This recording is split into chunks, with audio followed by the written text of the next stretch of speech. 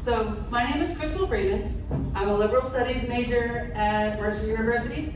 And many of you are going to ask, what's liberal studies? Well, it's essentially a college free-for-all where you can pick the major we want to do that they don't offer a full track for.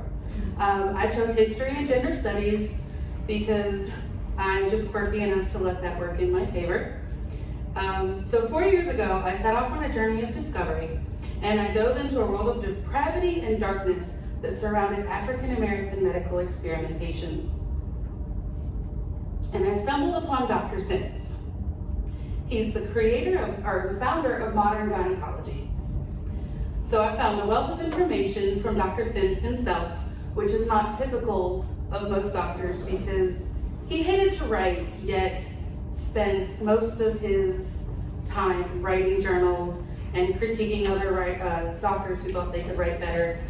So he left behind a wealth of journals, articles, rebuttals, and case notes that give us a look inside his process and his mindset. But this itself is a direct examination from only his journal and a small snippet of the research, which I hope to become a dissertation for my doctoral degree. James Marion Sims was born in 1813 and died in 1883, and he's been called many different names in the last 200 years. Father, son, gifted surgeon, and colleague.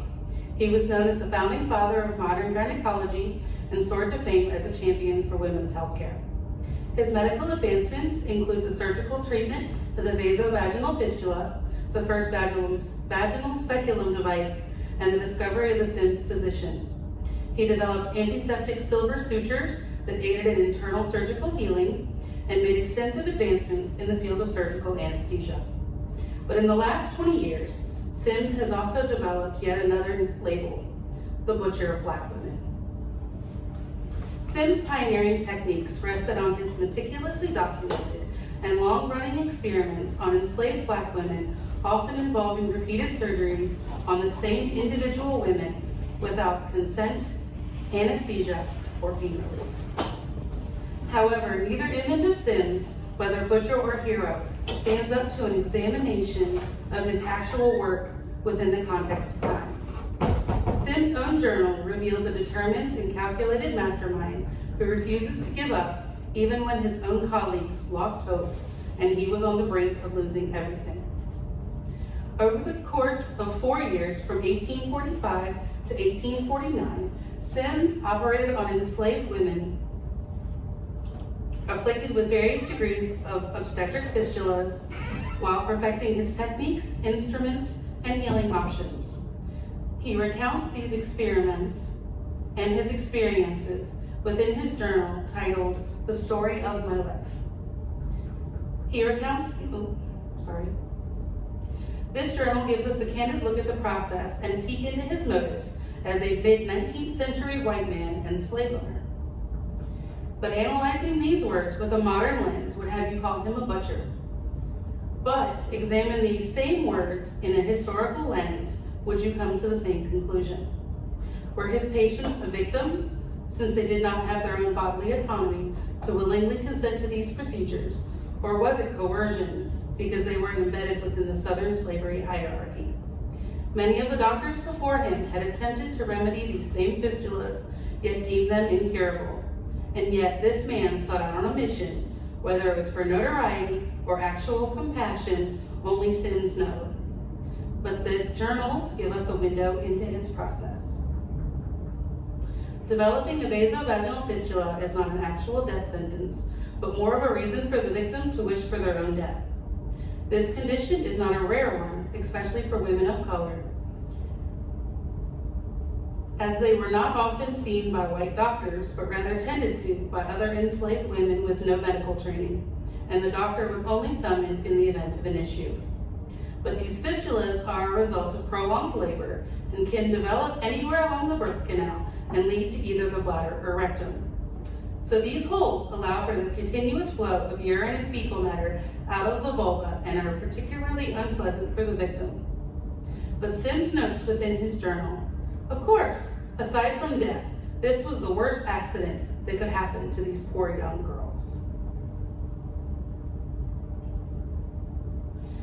Within this entry, he acknowledges their suffering and uses humanizing terms that does show some sort of compassion.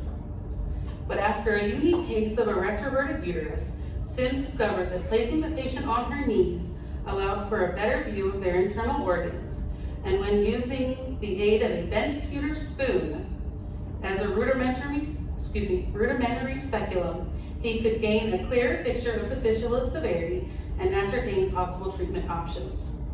He was then entrusted with local enslaved women by their masters, including 3 that he directly mentions by name: Betsy, age 17 or 18, Anarcha, age 17, and Lucy, age 18.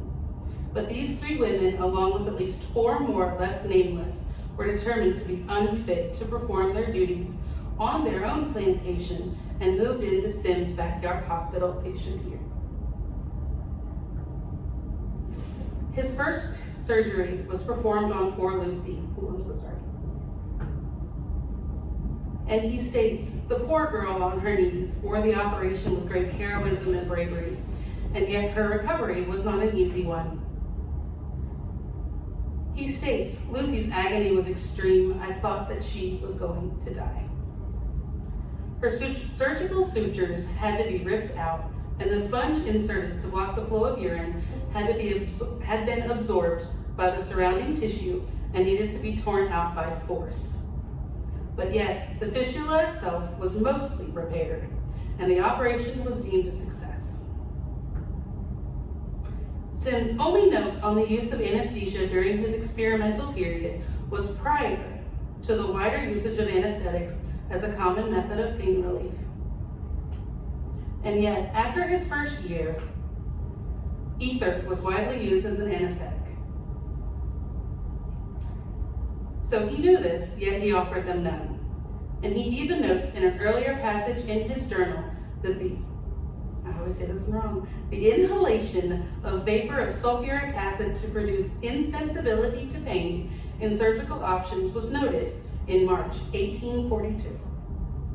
So while he acknowledges their pain, he does not stop these procedures and chose to operate repeatedly until his methods were perfected, even at the cost of their own bodies. He does not note if any method of pain relief was offered at all. But in the beginning, many of his colleagues took advantage of the opportunity to observe these procedures. But after repeated failed attempts, most lost interest. They began pursuing their own ventures after less than 2 years. 3 years into this plight, his brother-in-law, who also happened to be a doctor, told him to end the fool's journey and to come up with a better way to support his growing family. And Sims responds, "It matters not what the cost, even if it costs me my life."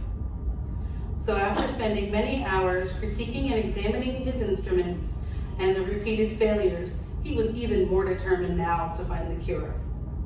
But what is of greater importance is that after losing the support of his colleagues, Sims turned to the only people that could offer him any assistance, his very own patients.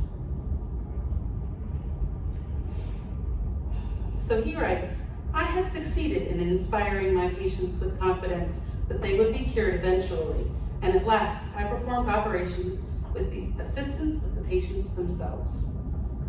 Not only had his patients depended on him to find a cure, but he was dependent on them to help succeed.